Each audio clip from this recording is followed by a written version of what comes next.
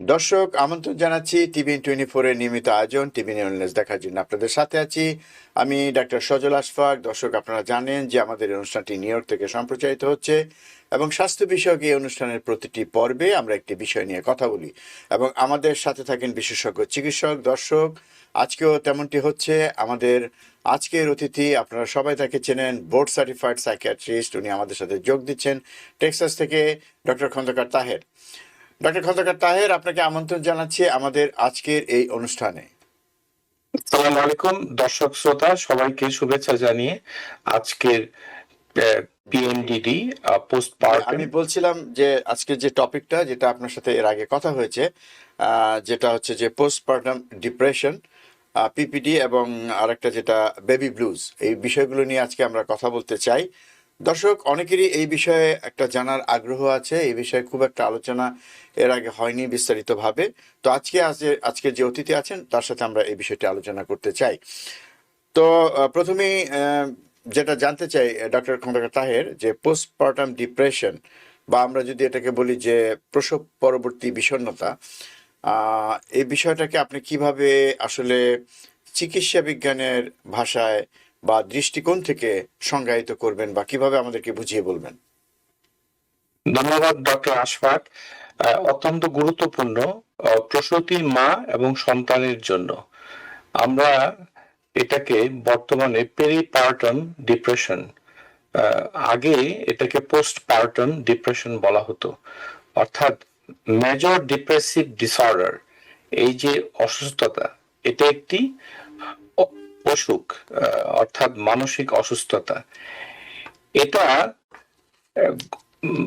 গর্ভ ধারণ সময়ের যে শেষের যে ট্রাইমাস্টার থাকে, অর্থাৎ প্রসবের আগ থেকেই বিষণ্ণতা শুরু হতে পারে। আর বিষণ্ণতায় প্রসূতি মা প্রসব করার আগেই বিষণ্ণতায় জড়িয়ে পড়তে পারেন। অবসাদজনিত মানে হতাশা, মন খারাপ ইত্যাদি।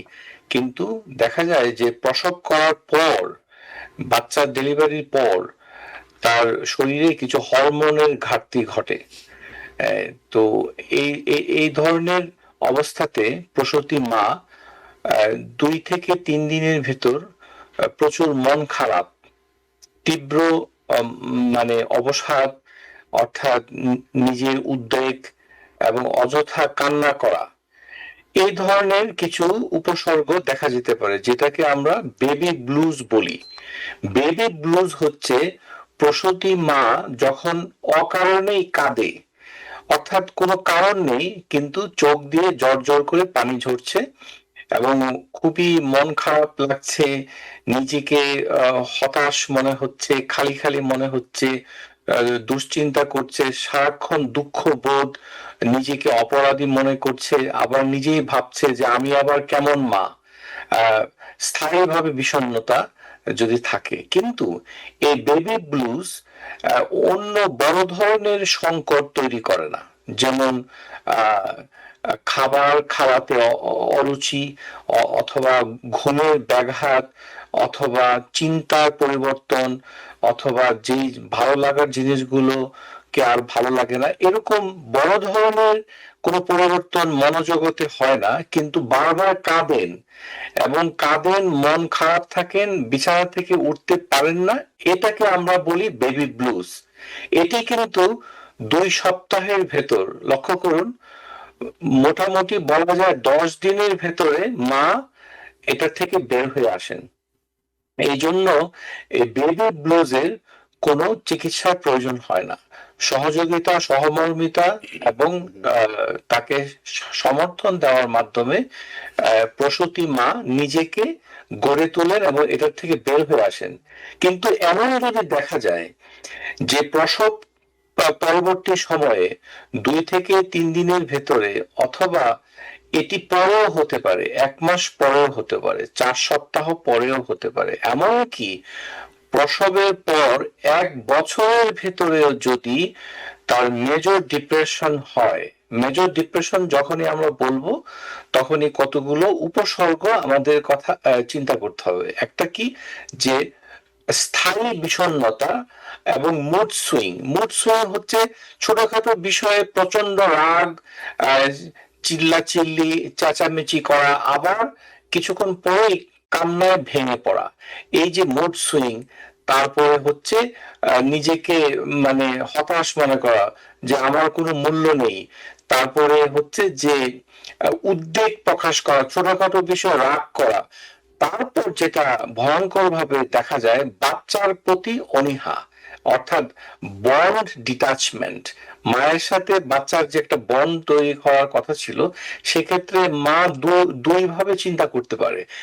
একভাবে হচ্ছে আমি কি বাচ্চাকে লালন করার উপযুক্ত, অথবা নিজেকেই নিজে দোষারোপ করে যে আমি আমার কেমন মা, আমি তো বাচ্চাকে বড় করতে পারবো না, লালন করতে পারবো না। অথবা বাচ্চাকে দেখে সে নিজেই ভয় পায়, এক ধরনের লজ্জা, দোষী মনে হয়, নিজেকে অপদার্থ মনে হয়। তারপর ভয়াবহ চিন্তা চলে আসে, হয় বাচ্চাকে ক্ষতি করবে অথবা নিজেকে ক্ষতি করবে, অর্থাৎ নিজের ভেতরে মানে সুইসাইড প্রবণতাও আসতে পারে। এবং সেই সাথে ঘুমের ব্যাঘাত, বাচ্চা ঘুমিয়ে আছে, মা ঘুমোতে পারছে না, অথবা এমন ঘুম বেশি ঘুমাচ্ছে যে বাচ্চার প্রতি কোনো যত্নই করা হচ্ছে না। তারপরে এক্সট্রিম ফ্যাটিগ, এত ক্লান্ত লাগে যে শরীরে কোনো শক্তি, উদ্দীপনা একেবারেই আসে না, বিছানায় পড়ে থাকে। কিন্তু দেখা যাচ্ছে যে তিনি খাবার খাচ্ছেন কিন্তু শরীরে শক্তি পাচ্ছেন না।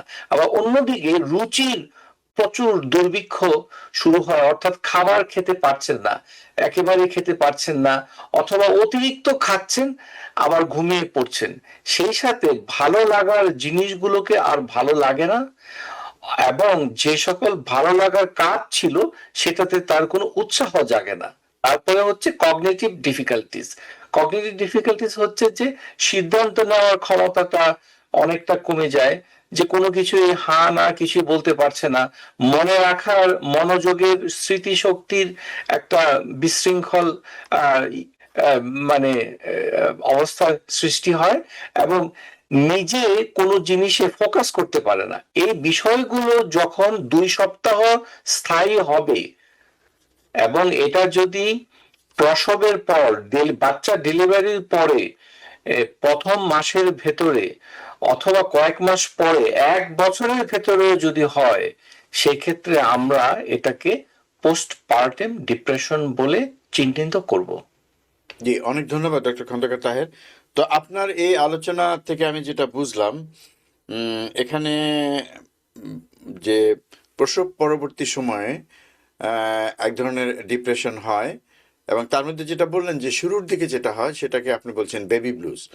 তো বেবি ব্লুজের সাথে আমি যদি আরো একটু ক্লিয়ার করে জানতে চাই যে বেবি ব্লুজ এবং পোস্টপার্টাম ডিপ্রেশন, মানে কি পোস্টপার্টাম ডিপ্রেশনের মধ্যেই বেবি ব্লুজ প্রথম দিকের অংশটা, একটু যদি পার্থক্য করে বলেন।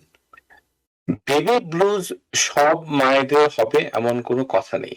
জি। বেবি ব্লুজ কোনো কোনো মায়ের হতে পারে, বিশেষ করে যে সকল মা তার জীবনে প্রথমবারের মতো মা হচ্ছেন, হুম। এবং সেই ক্ষেত্রে বেবি ব্লুজের আক্রান্ত মা কোনো কারণ ছাড়াই কান্না করবে, অথবা কাঁদো কাঁদো থাকবে, চোখে জল আসবে, মনটা ভীষণ খারাপ থাকবে, নিজেকে অপরাধী মনে হতে পারে, এবং অস্থিরতা, উদ্বেগ থাকতে পারে। কিন্তু এই এই অবস্থাটা দুটো জিনিস হবে, বেশি দিন স্থায়ী থাকবে না। হুম হুম। প্রসবের পর 10 দিনের ভেতরে এটার মুক্তি চলে আসবে। আচ্ছা।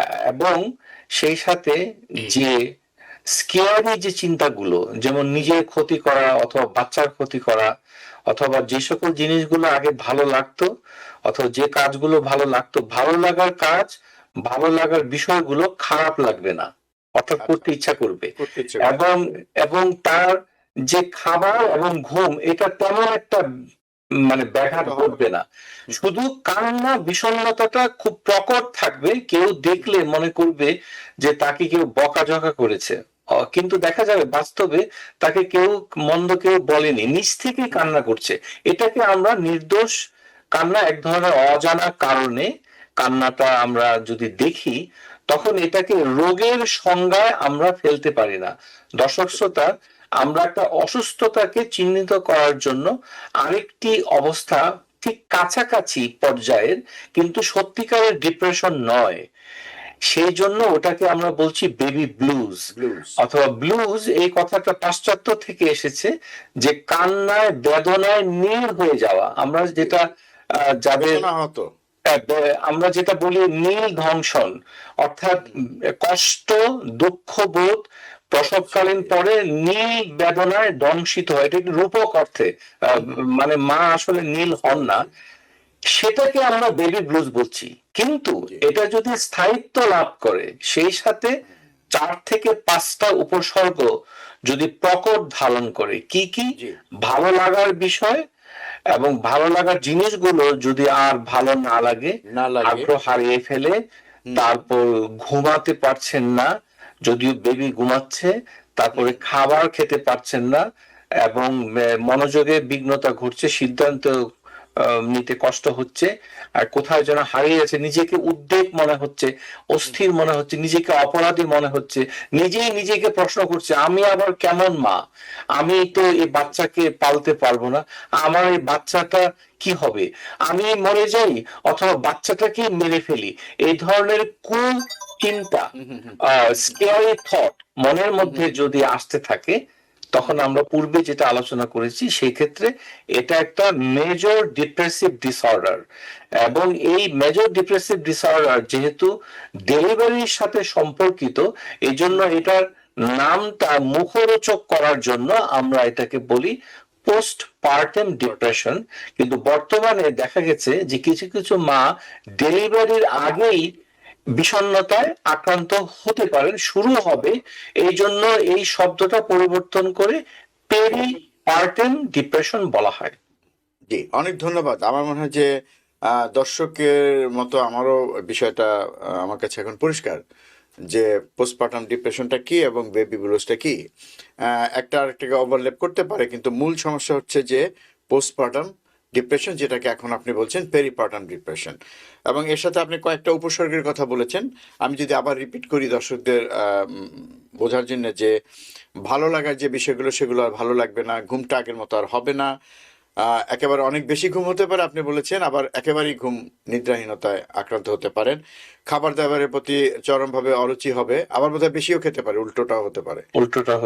উল্টোটা হতে পারে আবার মনোযোগ দিতে পারবেন না কোনো কাজে, যেটা তার একটা কগনিটিভ সমস্যা হবে। একই সাথে আপনি শেষ দিকে একটা কথা বলছিলেন যে নিজের ক্ষতি করা এবং শিশুর ক্ষতি করার একটা প্রবণতা হতে পারে। এটা কোন পর্যায়ে? এটা কি অনেক বেশি তীব্র হলে তখন? এটা তীব্রতা হলে হতে পারে, আবার এটার মাঝামাঝি পর্যায়ে যখন এই ডিপ্রেশনটা আক্রান্ত করে, মা প্রথমে নিজেকে ডিটাচড করে দেয়, অর্থাৎ সন্তানের সাথে তার কোনো সম্পর্ক থাকে না, ম্যাটারনাল ডিটাচমেন্ট। এটি একটি মানবিক সংকট। মা সন্তান থেকে দূরে সরিয়ে নিচ্ছে, অর্থাৎ তার সাথে অ্যাটাচড হচ্ছে না, সন্তানকে মনে করছে এটা আবার কে। আবার সেই ক্ষেত্রে অনেক সময় নিজেকে অযোগ্য মনে করে। তো সেই ক্ষেত্রে এক পর্যায়ে ডিপ্রেশনের তীব্রতা যখন বাড়তে থাকে, তখন ক্ষতিকর চিন্তা মাথায় আসে, যে আমি যদি মরে যেতাম তাহলে আমি এটা দেখতে চাই না। এটা একটা নিজেকে প্রাণ সংহার করার চিন্তা। আরেকটা হচ্ছে অত্যন্ত ভয়ঙ্কর চিন্তা, যে বেবিটা যদি চলে যায়, আমি একে চাই না। হ্যাঁ, অর্থাৎ বেবিরও একটা ক্ষতি, অথবা অন্য কেউ কি ক্ষতি করে ফেলবে, আমি তো বেবিকে রক্ষা করতে পারবো না, এই ধারণা আসতে পারে, যে অজানা কারণে কে বা কাহারা এই বেবিকে ক্ষতি করবে, কিন্তু আমি উপযুক্ত মা নই যে বেবিকে রক্ষা করতে পারবো। এই ধরনের কুচিন্তা বেবিকে নিয়ে, নিজেকে নিয়ে, যদি এটা প্রাণ সংহারের চিন্তা আসে, সংকটের চিন্তা আসে, সেক্ষেত্রে এটা তীব্রতা প্রকাশ পেলে হতে পারে, আবার মাঝামাঝিতেও হতে পারে। অনেক ধন্যবাদ ডক্টর খন্দকার তাহের। আমরা আসলে এটার উপসর্গ সম্পর্কে শুনলাম, এবং যদি কারণের দিকে যাই, আসলে সেভাবে কি এটাকে মানে এর পিছনে কোনো কারণ থাকতে পারে, সেটা কি বলা সম্ভব? কিছুটা সম্ভব। আমরা যেটা বলবো যে কোন শ্রেণীর মা এটাতে আক্রান্ত হতে পারে, যদি পরিবারের মধ্যে ফ্যামিলি হিস্ট্রি থাকে, যে এই ফ্যামিলিতে মা তার তার ডিপ্রেশন রয়েছে, অথবা বোন যারা রয়েছে তাদের ভেতরে যদি ডিপ্রেশন থাকে, তাহলে ওই পরিবারের একজন সদস্য হিসাবে ওই মানে তারও ডিপ্রেশন হতে পারে। এটা একটা। আরেকটি হচ্ছে যে এটা একটা রিস্ক ফ্যাক্টর বলা যেতে পারে। আরেকটি হচ্ছে অনেক সময় দেখা যায় যে অপরিকল্পিত মানে গর্ভধারণ, অর্থাৎ গর্ভের শুরুতেই দাম্পত্য জীবনে কলহ, যেমন গর্ভটা তার ইচ্ছাধীন ছিল না, সে অনিচ্ছাকৃতভাবেই গর্ভ নিয়ে দুশ্চিন্তায় থাকে। অথবা অনেক সময় আমাদের সমাজে দেখা যায় যে একজন মা বারবার ছেলে চাচ্ছে, কিন্তু তার মেয়ে হচ্ছে, এবং তাকে দোষারোপ করা হচ্ছে যে মানে পারিবারিক কারণ, যেটি আমরা কুসংস্কার হিসাবে চিহ্নিত করে থাকি। এই ধরনের পারিপার্শ্বিক কারণে মায়ের উপরে যদি চাপ তৈরি হয়, অথবা কর্মজীবী মা দীর্ঘদিন কিভাবে ছুটি নিবেন, কাজ থেকে অবসর নিবেন, তার চাকরি চলে যায় কিনা, এই যে বিষয়গুলো যদি খুব ব্যাপক পর্যায়ে থাকে, আর তার পারিবারিক ইতিহাস থাকে, আর প্রথমবারের মতো যদি তার ডিপ্রেশন থাকে, অথবা অতীতে ডিপ্রেশন ছিল কিন্তু সেগুলোর কোনো চিকিৎসা করা হয়নি, তো সেই ক্ষেত্রে আমরা যেটা বলবো যে প্রেগনেন্সি চলাকালীন সময়ে তার শরীরে যে প্রজেস্টেরনটা নিঃসরণ ঘটে, একটা হরমোন, এটা প্রেগনেন্সি হরমোন বলা হয়। এটাতে অ্যালোপ্রেগনেনল নামে একটি বাই প্রোডাক্ট মস্তিষ্কে কাজ করে। এই জন্য স্বভাবত কারণে প্রেগনেন্সির সময় তেমন একটা ডিপ্রেশন হয় না, কিন্তু যখনই ডেলিভারি হয়ে যায় জি। ওই অ্যালোপ্রেগনেনল এটি ধপাস করে কমে যায়। এই কমে যে যায়, এই যে প্রজেস্টেরনটা কমে গেল, হরমোনটা জি। কমে গেল, এটা কিন্তু 3 দিনের মাথায় আবার পূর্বে অবস্থায় মানে ফেরত আসে। হুম, 3 দিনের মাথায় এটা কিন্তু নর্মাল অবস্থায় আসে, কিন্তু যিনি এটাতে আক্রান্ত হবেন তার একটু ঘাটতি এখানে থেকে যায়। এই যে অ্যালোপ্রেগনেনল, এটাকে আমরা বর্তমানে চিকিৎসা বিজ্ঞানের ভাষায় বলি নিউরো অ্যাক্টিভ স্টেরয়েড। অর্থাৎ মায়ের মস্তিষ্কে এই স্টেরয়েডটা আপনা আপনি থাকার কথা, কিন্তু এটার যদি একটা ঘাটতি থাকে, সম্ভাবনা আছে, তখন তার ডিপ্রেশনটা হতে পারে। তাহলে আমরা পারিবারিক ইতিহাস এবং তার আহ, মানে অ্যাংজাইটি, দুশ্চিন্তা, এটা যদি পরিবার থেকে, দাম্পত্য কলহ থেকে, পেশা থেকে যদি তার একটা সংকট তৈরি হয়, তাতেও এটার একটা রিস্ক, ঝুঁকি, আমরা সত্যিকার অর্থে প্রকৃত কারণ বলতে পারবো না, জি। কিন্তু ঝুঁকিগুলোকে চিহ্নিত করতে পারবো। জি, অনেক ধন্যবাদ। আর যেটা দেখলাম আমার মনে হয় যে আমি যদি আমার ভুল হতে পারে সেটা হচ্ছে যে পরিসংখ্যানগত দিক থেকে যদি আমরা দেখি বলা হচ্ছে অনেক ক্ষেত্রে যে মানে মানে ডেলিভারির পর প্রতি 8 জন মায়ের মধ্যে একজনের এটা হতে পারে, তাহলে সংখ্যাটা কিন্তু একেবারে কম না। সংখ্যাটা কম নয়, এবং এটা অত্যন্ত গুরুত্বপূর্ণ যে এটি প্রতি 8 জন মায়ের ভিতরে একজন পোস্টপার্টাম ডিপ্রেশনে আক্রান্ত হতে পারে। হুম, হুম। এবং সেক্ষেত্রে যেটা হচ্ছে যে এক্ষেত্রে তো উম, আমি যদি একটা জিনিস, আপনি প্রথমে একটা বলছিলেন যে যারা প্রথমবারের মতো মা হচ্ছেন তাদের মধ্যে হয়তো এই প্রবণতাটা বেশি থাকতে পারে, কিন্তু বেশি এটা কি থাকতে এমন পারে। হতে পারে যে দ্বিতীয় সন্তান বা তৃতীয় সন্তান জন্ম দেওয়ার পরেও তার মধ্যে আগে ছিল না পরে হতে পারে? হ্যাঁ, এটা হতে পারে। আসলে এই বিষয়টি হচ্ছে যে এটি কখন মায়ের সৃষ্টি হবে সেটা পূর্ব থেকে আহ, বোঝাটা কঠিন। এই জন্য আমরা যেটা বলবো যে এটাতে কোনো পরীক্ষা নিরীক্ষা, শারীরিক কোনো উপাদানকে হুম, নিরীক্ষা হুম। করে, অর্থাৎ প্রস্রাব অথবা মলমূত্র অথবা রক্ত পরীক্ষা অথবা জি। অন্য কোনো পরীক্ষার মাধ্যমে এটা নির্ণয় করা সম্ভব নয়। আমরা যেটা বলবো হুম, যে হুম। এটা একটা ক্লিনিক্যাল অবস্থা, অর্থাৎ পর্যবেক্ষণের মাধ্যমে মাকে দেখতে হবে তার আচরণগত অবস্থা। এটা যদি থাকে, সেই ক্ষেত্রে তাকে সাইকিয়াট্রিস্টের কাছে গিয়ে প্রথমে উপসর্গগুলো আহ, সত্যিকার অর্থে বাছাই বাছাই বলতে করতে হবে। হবে। বলার পর সাইকিয়াট্রিস্ট যদি দেখেন যে তার ভেতরে প্রায় 11টির ভিতর কমপক্ষে 7টি উপসর্গ পাওয়া যায়। হুম, এর ভিতরে দুটো হচ্ছে যে ভালো লাগার জিনিসগুলোকে আর ভালো না লাগা, ভালো জি, বিষয়গুলোকে আর ভালো বাসতে না চাওয়া। উদাহরণ দিয়ে বলছি, যেমন একজন মা, তিনি ইন্টারনেট দেখতে পছন্দ করেন, গান শুনতে পছন্দ করেন, জি, পবিত্র ধর্মগ্রন্থ তিলাওয়াত করতে পছন্দ করেন, যে পছন্দের জায়গাগুলো যদি আর ভালো না লাগে, তাহলে এটি একটি সংকট এর আশঙ্কা একদম নিকটবর্তী হয়েছে বলে মনে করতে হবে। তারপর আচ্ছা, হচ্ছে যে দুশ্চিন্তা এবং মুড সুইং হচ্ছে ছোটখাটো বিষয়ে চিৎকার করা, আবেগকে ধরে না রাখার প্রবণতা। এটা যদি হয় এবং সেই সাথে তার দুশ্চিন্তা, ঘুম এবং অনিদ্রা, এবং খাবারের রুচি না থাকা, অথবা জোর করে অতিরিক্ত খাওয়া অথবা না খাওয়া, এই বিষয়গুলো আসে, তখন পোস্টপার্টাম ডিপ্রেশন। এবং এটা আমরা সাধারণত আমাদের সমাজে এটাকে উপেক্ষা করে মনে করে যে এটা হয়তো কাটিয়ে যাবে। দর্শক শ্রোতা, এর পরিণাম আমরা আলোচনা করতে চাচ্ছি এবং এটি ভয়াবহ। জি, আমরা সেই আলোচনায় যাব একটু করে।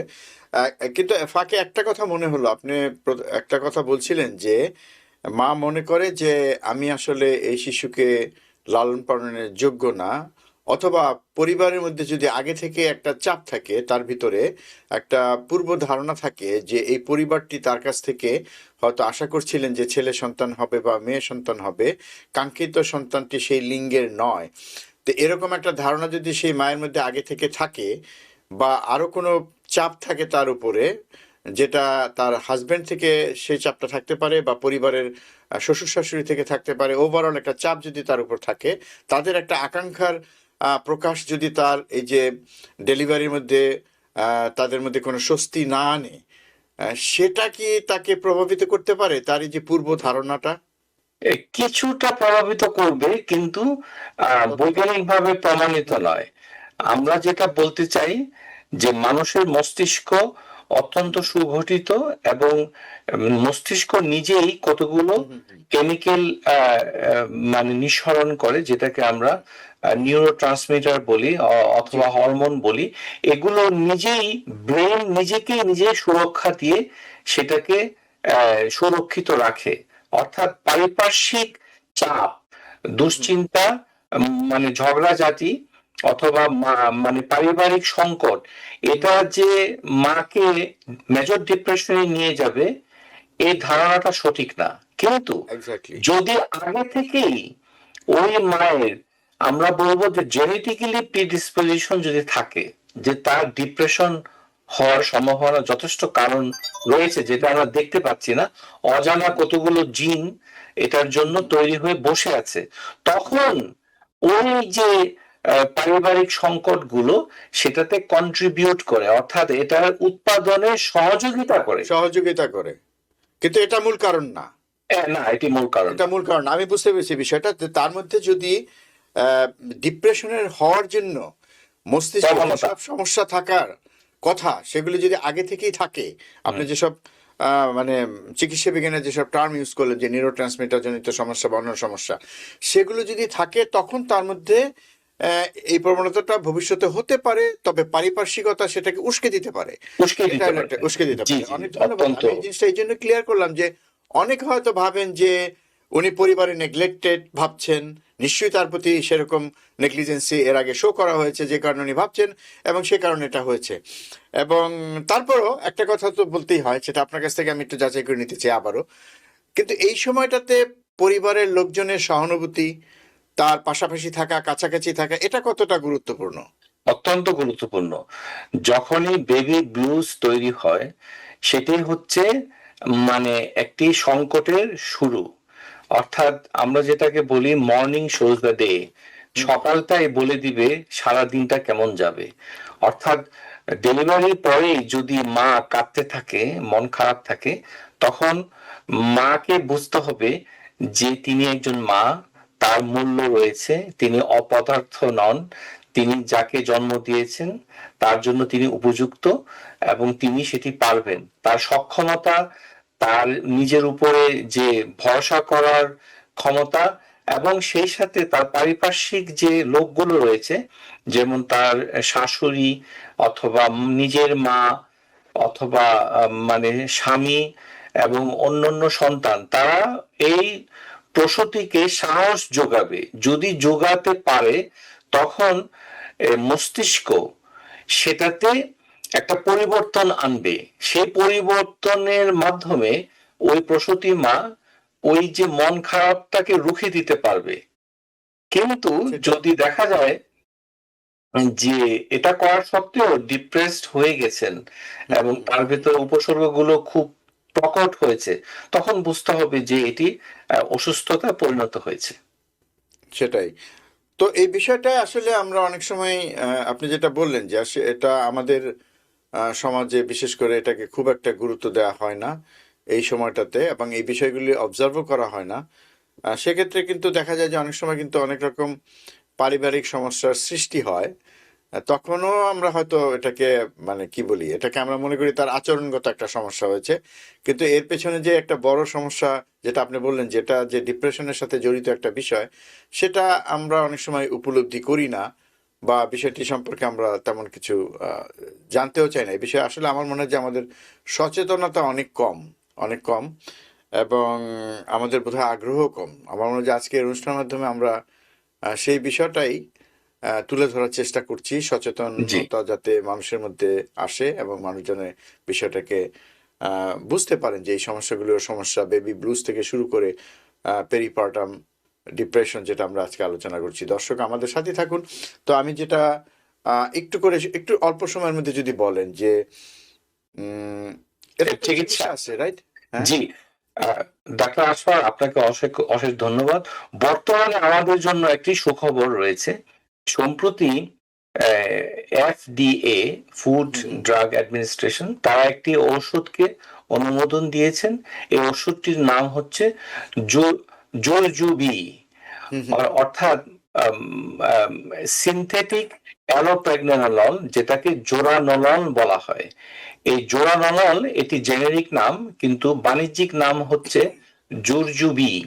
এই জোরজুবি ঔষধটা 50 মিলিগ্রাম রাতের বেলা ঘুমোতে যাওয়ার আগে খাবারের সাথে, যে খাবারে একটু চর্বি জাতীয় জিনিস থাকবে, অর্থাৎ দুধ থাকবে অথবা মাখন, পনির, এই জাতীয় কিছুটা ফ্যাটি কম্পোনেন্ট থাকবে, কেননা ওষুধটা খাওয়ার পর পাকস্থলী অথবা অন্ত্রে এটাকে শোষণ করার জন্য 1000 ক্যালোরির খাবারের প্রয়োজন পড়ে। এই ওষুধটা এত ভালো যে ওষুধটা যদি আপনি প্রসূতি মা 14 দিন, অনলি 2 সপ্তাহ বিকাল বেলা ঘুমোতে যাওয়ার আগে যদি খেয়ে বন্ধ করে দেন, তাহলে ওই মায়ের মন থেকে বিষণ্ণতা কেটে যাবে এবং এই যে সুস্থ হয়ে উঠবেন, মা হাসি খুশি থাকবে এবং সেই সাথে তিনি শিশুকে যত্ন নিতে পারবেন। আমরা সেই মায়ের একটা সুস্থতা দেখতে পাবো। এই ওষুধটা অতীতে ছিল না। অতীতে আমি চিকিৎসক হিসাবে বলছি যে আমরা প্রথম এই ট্রেডিশনাল যে এসএসআরআই ছিল, যে এগুলো যেমন সিট্রুলিন অথবা সিটালোপ্রাম, এগুলো কাজ করতে সময় লাগতো, তাতে মা ওষুধের উপর ভরসা পেতেন না এবং সেই ওষুধগুলোর কিছুটা সাইড এফেক্ট ছিল। আমরা জানি যে এই ওষুধটা এত ভালো যে ব্রেস্ট ফিডিং মা যদি সন্তানকে ব্রেস্ট ফিড করেন, তাতেও তেমন একটা সমস্যা হতে পারে এমন কোনো প্রমাণ আমাদের কাছে নেই। অর্থাৎ মা এবং ব্রেস্ট ফিডিং মা, শিশুর জন্য, মায়ের জন্য মাত্র 14 দিন একজন সাইকিয়াট্রিস্টের কাছ থেকে গিয়ে প্রেসক্রিপশন সহকারে যদি 50 মিলিগ্রাম করে আপনি সেবন করেন, তাহলে এই সংকট থেকে বেরিয়ে আসতে পারবেন। জি, অনেক ধন্যবাদ, অনেক ধন্যবাদ ডক্টর খন্দকার তাহের। দর্শক, সময় হলো বিরতি নেবার। বিরতির পর আবার ফিরে আসবো আমাদের অনুষ্ঠানে। আপনারা আশা করি আমাদের সাথেই থাকবেন। দর্শক, বিরতির পর আবার ফিরে এলাম অনুষ্ঠানে। আপনারা দেখছেন টিবিএন ওয়েলনেস। আজকে আমরা কথা বলছি বেবি ব্লুজ এবং পোস্টপার্টাম ডিপ্রেশন নিয়ে। আমাদের আজকের অতিথি board certified psychiatrist doctor Khandaker Taher. Doctor Khandaker Taher, আমরা মোটামুটি আলোচনা করে ফেলেছি, এবং আপনি বলছিলেন যে 14 দিনের চিকিৎসা, এবং নতুন একটা ওষুধ এসছে, এবং এই সমস্যা যদি থাকে এবং এই সমস্যাটা আসলে তো ডায়াগনোসিস করতে হবে, যদি ডায়াগনোসিস করে প্রমাণিত হয় যে না এই সমস্যাটা আছে, সেক্ষেত্রে চিকিৎসার যোগ্য এটা বলা হচ্ছে। তো এক্ষেত্রে একটা সাধারণ প্রশ্ন হয়তো সবাই করতে পারেন, বা এটা কি, এই ওষুধটা কি ইন্স্যুরেন্স কাভার করে কিনা? এটা ইন্স্যুরেন্স কভার করার মানে কথা, যেহেতু এটি কোনো নির্দিষ্ট মায়ের জন্য নয়, এটি যে কোনো মা, এবং এই ওষুধের যে স্থায়িত্বকাল যেহেতু 2 সপ্তাহ, দীর্ঘমেয়াদী চিকিৎসা পরিকল্পনা নাই, সেক্ষেত্রে ইন্স্যুরেন্স আশা করি কভার করবে। ডিপেন্ড করছে যে কি ধরনের ইন্স্যুরেন্স রয়েছে ইত্যাদির উপর। জি, অনেক ধন্যবাদ। এখন একটু যদি অন্যদিকে আলোচনা করি, আমাদের হাতে হয়তো 6-7 মিনিট সময় আছে, যে পরিণতি কি হতে পারে যদি এটাকে মানে আপনি যদি নোটিস না করেন, এটাকে যদি আমরা এড়িয়ে যাই, সেক্ষেত্রে শিশু তো আছেই, মানে মায়ের, যে মা অসুস্থ থাকবে তার অধীনস্থ শিশু তো আসলে নিশ্চয়ই নিরাপদ না। তো সেক্ষেত্রে অত্যন্ত যদি পরিণতি কি হতে পারে বলুন? পরিণতি আমরা যেটাকে বলি কমপ্লিকেশন, কমপ্লিকেশন। এটি যদি চিকিৎসা না করার জন্য, দর্শক শ্রোতা আবারও বলছি অত্যন্ত গুরুত্বপূর্ণ, এই অসুস্থতা মায়ের কিন্তু এর একটা প্রভাব বাচ্চার উপরে গিয়ে পড়বে। আমরা আবারও বলছি, জোর দিয়ে বলছি, যদি কোনো পোস্টপার্টাম ডিপ্রেশনের মায়ের সুচিকিৎসা না হয়, তাহলে বিজ্ঞানীরা দেখেছেন যে বাচ্চার ক্ষেত্রে কয়েকটা সমস্যা হবে। একটি হচ্ছে ডেভেলপমেন্টাল ডিলে, বাচ্চাটা বেড়ে উঠবে না, ঠিক মতো বেড়ে উঠবে না। বাচ্চার ভেতরে হবে ওবেসিটি। চিন্তা করুন, বাচ্চার মনোজগতে আরেকটি পরিবর্তন হবে, কারণ ম্যাটারনাল ডিটাচমেন্ট বন্ড, মায়ের সাথে বাচ্চার যে বন্ধন, সেটা যখন বিচ্ছিন্ন হয়ে যাচ্ছে পোস্টপার্টাম ডিপ্রেশনের কারণে, সেক্ষেত্রে বাচ্চা একটা সংকটের মধ্য দিয়ে যাবে, কিন্তু আমরা সেটা দেখতে পাবো না। কিন্তু মনোজগৎটা দেখতে না পেলেও তার পরিণতিটা যখন বাচ্চাটা বড় হবে, তখন দেখা যাবে যে ঠিক মতো সে বড় হচ্ছে না, এক, তারপরে তার ভিতরে একটা অবেসিটি আসতে পারে। আরেকটি হতে পারে যেটি অত্যন্ত মানে কষ্টকর মেনে নেওয়াটা, সেটি হচ্ছে বাচ্চার লার্নিং ডিসঅর্ডার হতে পারে। অর্থাৎ বাচ্চা যখন স্কুলে যাবে, তখন দেখা যাবে যে এই বাচ্চাটা ঠিক মতো পড়াশোনা করতে পারছে না, মনোযোগ দিতে পারছে না, বিভিন্ন বিষয় শিখতে পারছে না।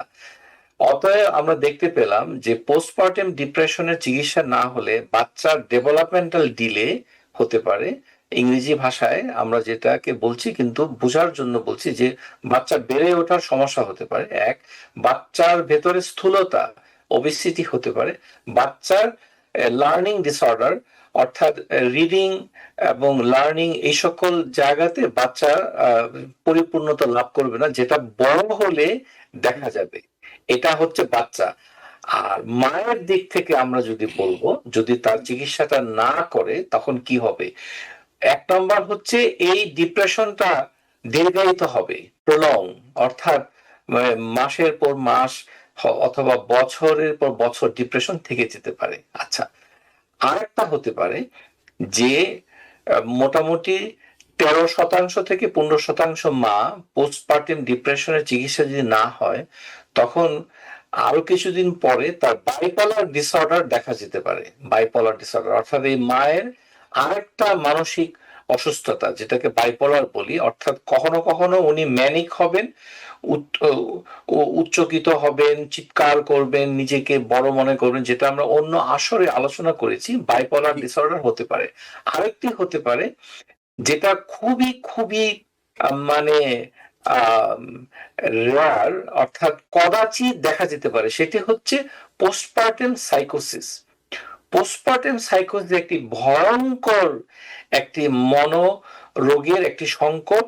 আমরা পত্রপত্রিকা পড়ে থাকি যে অনেক মা নিজের শিশুকে মেরে ফেলছে, অথবা অনেক মা এই শিশুকে রেখেই নিজে সুইসাইড করেছে।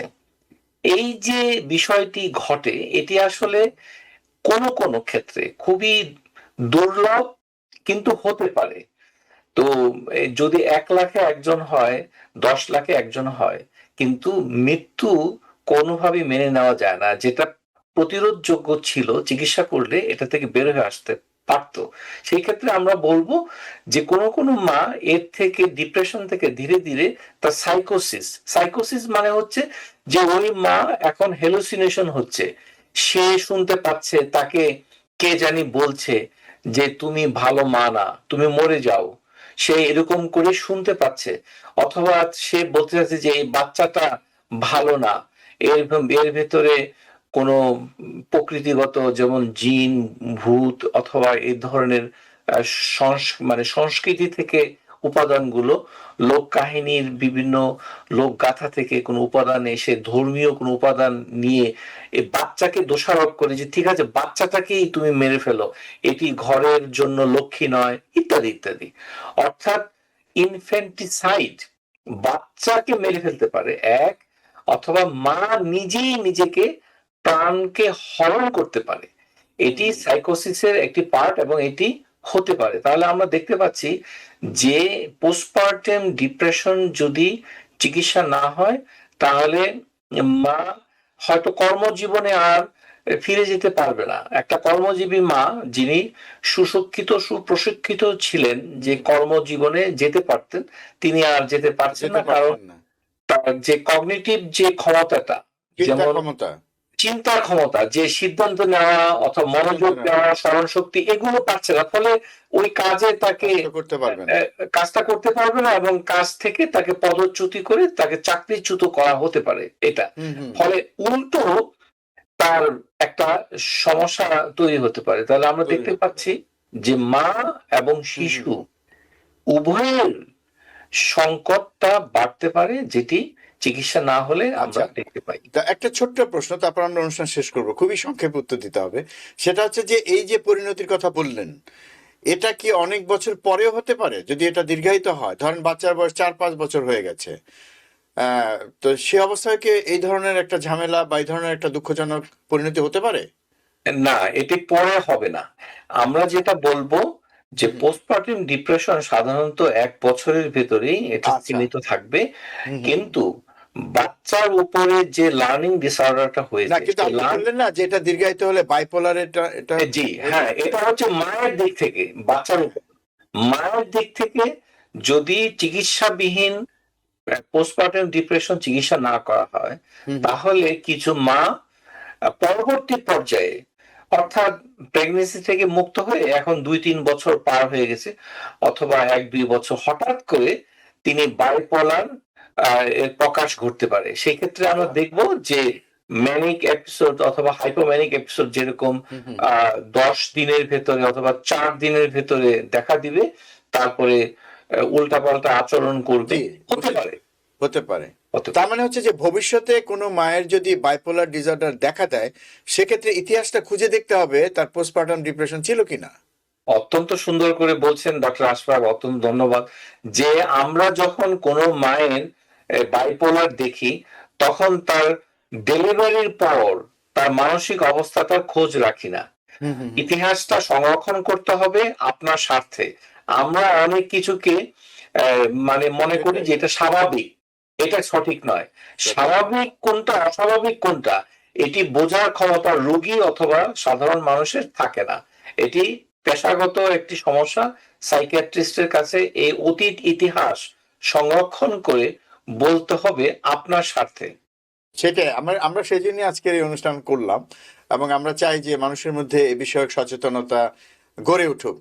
তো ডক্টর খন্দকার তাহের, আপনাকে অনেক ধন্যবাদ। আমাদেরকে শেষ করতে হবে, আগামীতে হয়তো আবার অন্য কোনো বিষয় নিয়ে আপনার সাথে দেখা হবে ইনশাল্লাহ। আপনাকে অশেষ ধন্যবাদ। দর্শক, এতক্ষণ যারা আপনারা আমাদের সাথে ছিলেন, আপনাদেরকে অনেক অনেক ধন্যবাদ। আমরা চেষ্টা করেছি পোস্টপার্টাম ডিপ্রেশন, যেটাকে এখন বলা হচ্ছে পেরিপার্টাম ডিপ্রেশন, এবং একই সাথে বেবি ব্লুজ ইত্যাদি বিষয় নিয়ে আমরা কথা বললাম।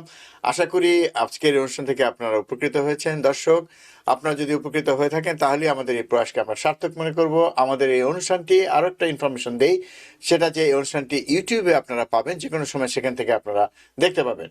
তো সবাই ভালো থাকুন, সুস্থ থাকুন। আগামীতে আবার দেখা হবে অন্য কোনো বিষয় নিয়ে। আজ এখানে বিদায় নিচ্ছি। আল্লাহ হাফেজ।